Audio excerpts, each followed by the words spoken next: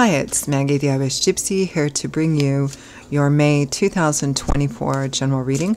We are looking at the first half of May, roughly from the 1st through the 15th, and this reading is for the air sign of Libra. I hope everyone's doing well. As always, thank you for taking the time to watch these videos. So Libra, this is for you if your Sun, Moon, Rising, or Venus sign is in Libra. If you're cross-watching for a Libra, and this is also relevant. If you know any or all of your sign placements, Sun, Moon, Rising, Venus, watch those videos as well because they can provide additional insight and perspective. Those of you who are on the cusp of two different signs, watch both of those sign videos as well. It can help kind of pick up little bits of perspective for your personal situation. Now, if you find that something really does hit home, it really resonates, and you'd like to maybe take a deeper look at it, reach out for a personal reading with me for yourself or as a gift for someone else, please feel free to email me directly at Maggie1Maguire@gmail.com. You can click on the description of this video to see that contact info as well. I do offer, excuse me, a pretty wide variety of readings in all areas of life, different types, lengths, styles, budgets. There's something in there for everyone. I can usually get back to you within 24 hours with that information, and I'm also pretty diligent on timely scheduling of readings, so if you're interested, email me. All right, let's move right into this, Libra, see what's in store for you for the first half of May 2024. For those of you who like to know, I am using the Royal Deluxe Tarot, Clarifying with the Gilded Tarot, both by Cyril Marchetti. We begin with the Six of Swords. Healing, putting the worst behind you. Faith. Sorry, the Hermit. I don't know why I said faith. Some of you, it might be related. This is kind of a spiritual combination in and of itself. There's a sense of healing. I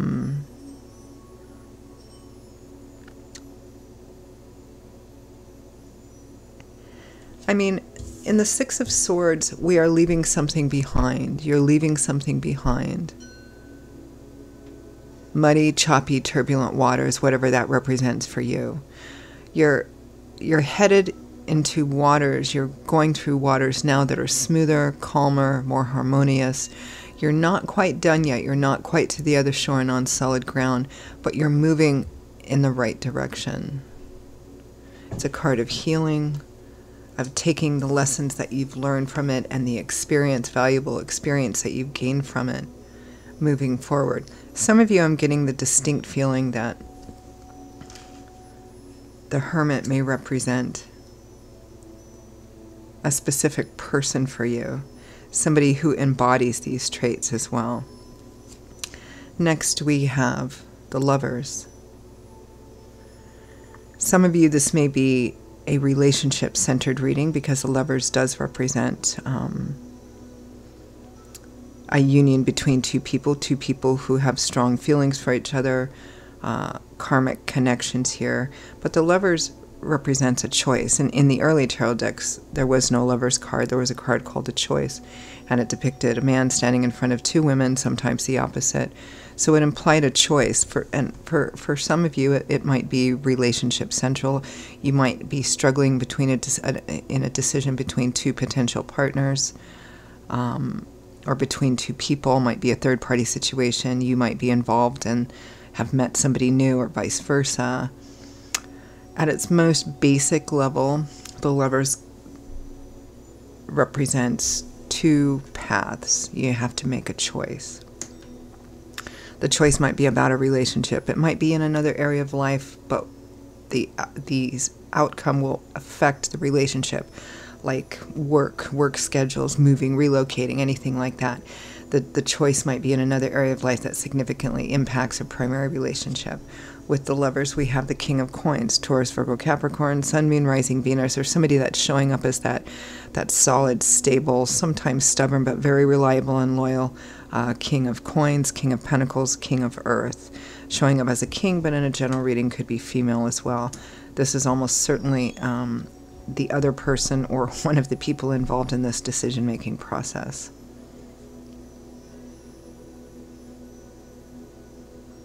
It's interesting that the King of Coins is next to the Hermit.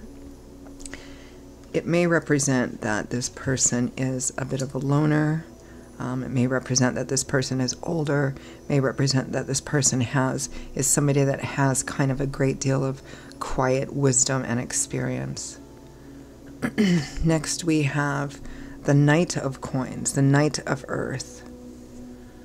Knights represent opportunities, going after a goal, the speed at which situations move. The Knight of Coins is a little slower than the other knights, although he still moves. He just moves a little slower because he's careful, cautious, detail-oriented, but very determined, and always accomplishes his goal, his mission. With the Five of Wands. So the Five of Wands represents conflict, competition, kind of going around and around about the same thing over and over and over again. Internal conflict, external conflict. From the bottom of the deck, the overall theme and focus for the first half of May is the Sun, which is really interesting given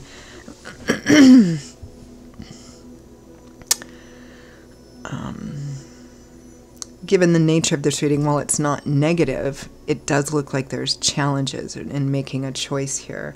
And the Sun can represent an uplifting of those energies, wanting an uplifting of those energies, because the Sun affects everything. In the tarot, it's the most positive card in the tarot in terms of its ability to influence all the other cards in a spread. Just like the real Sun comes out, it touches everything. It provides illumination, banishes the shadows, makes things clear, and relieves pressure and restrictive energy. So let's peel that back a bit. Let's take a look at that Sun card.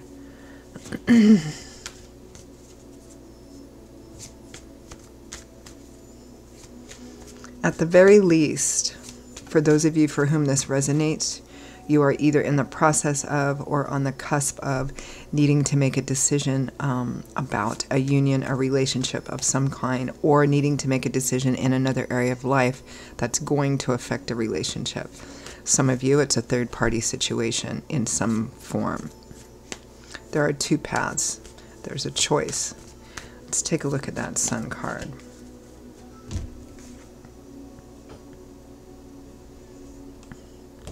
Seven of Cups, considering the options, looking at the possibility and potential.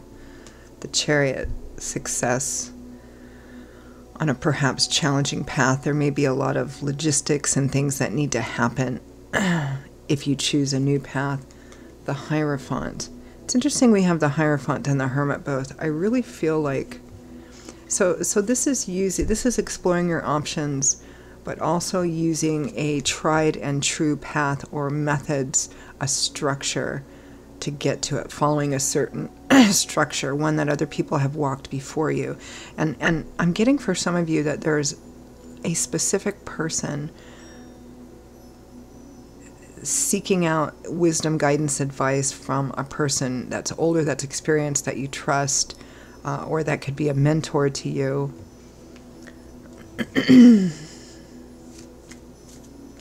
I feel like for some of you, there's someone coming into your life that has both a structured spirit, that potentially can have a structured spiritual healing influence in your life, but there's also a bit of,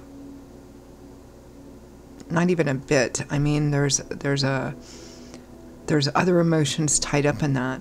Attraction, passion, love, emotion as well. It may be that the person who is in your life or just coming into your life, for those of you for whom that story resonates, is somebody who, I don't know, they could be a spiritual figure or a religious leader or a therapist or counselor or somebody like that.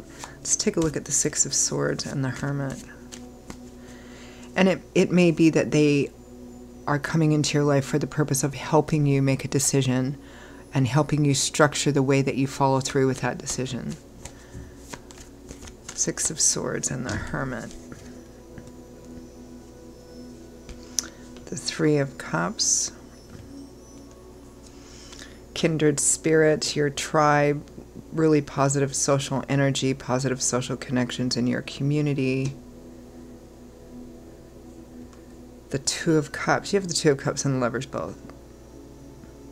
Soulmates, kindred spirits, best friends, whether it's romantic or otherwise, it is a karmic connection of the heart, one that cannot be broken. Even if two people don't remain together for the rest of their lives, that connection is still there. The lessons learned is still there. The High Priestess, trusting your intuition, and the King of Pentacles, which is the same as the King of Coins. This person is figuring quite strongly. Also, there's a lot of really spiritual energy here. There's the love, the romance, the passion energy, but there's also this very strong healing spiritual energy, straight up spiritual energy. For some of you, that might be organized religion of some kind. Maybe some of you are meeting somebody under the umbrella of religion or spirituality, in some sense, somebody coming in. That's a soulmate of a type for you. Let's take a look at the Lovers and the King of Coins. You and this person were meant to meet. Your paths were meant to cross.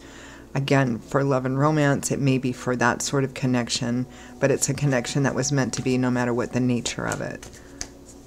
Lovers and the King of Coins.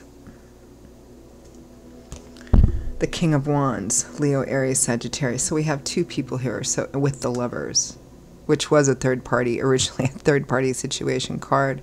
Some of you, it's needing to choose, having conflict about needing to choose between two partners, potential partners. It could be that some of you are already in a relationship with someone. Maybe you've been in a relationship with them for some time. You feel a sense of, loyalty or obligation there, but somebody new is coming in. For others of you, it may be a situation within a relationship, and you're connecting with another person who's going to help you make the right decisions about that. So we have the King of Wands, the Ten of Cups, happy home, happily ever after, love, family, marriage, Judgment, a significant choice that could potentially change your life path. The Tower, major change. Holy cow. Libra, what's going on?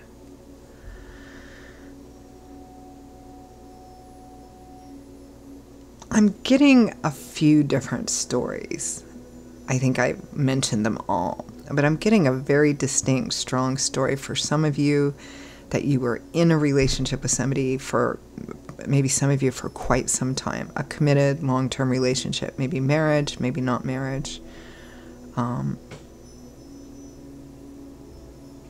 Maybe it's had its problems. Maybe it was even quite rocky, but still you were there. And all of a sudden, out of nowhere, perhaps through friends or in your community, someone has entered your life, entered your sphere, and there was this almost instant magnetic draw or connection to this person.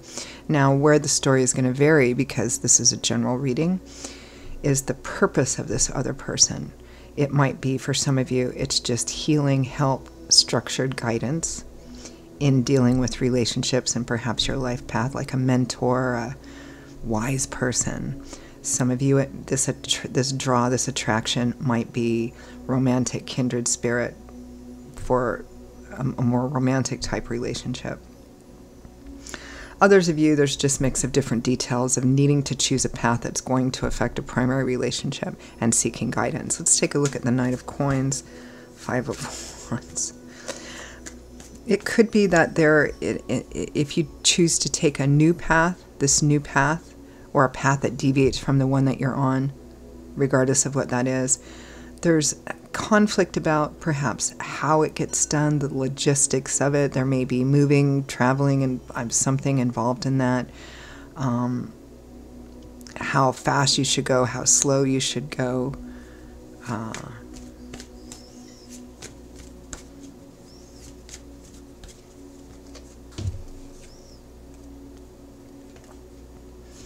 Yeah, the Hanging Man, needing to perhaps get a different perspective, not making any specifically rapid choices just yet, kind of waiting and seeing how things play out for a little bit. But there's conflict about this. Should I do that? Should I not do that? Should we just blow everything up and move forward?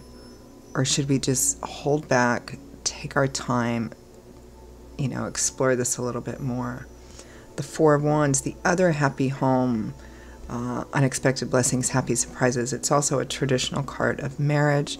There's a strong theme in here for some of that, for some of you with that. The Ten of Cups, the Four of Wands, the Hierophant. Some of you, somebody may be making a marriage offer, a marriage proposal, or, to live together. It may be this newer person. Or it could be somebody you've already been dating or in a relationship with, but there's conflict about this issue. You're seeking guidance from somebody else. Nine of Cups, wish fulfillment, getting your heart's desire. Death, but it requires major change and a major ending, of course, if you're choosing one path over another.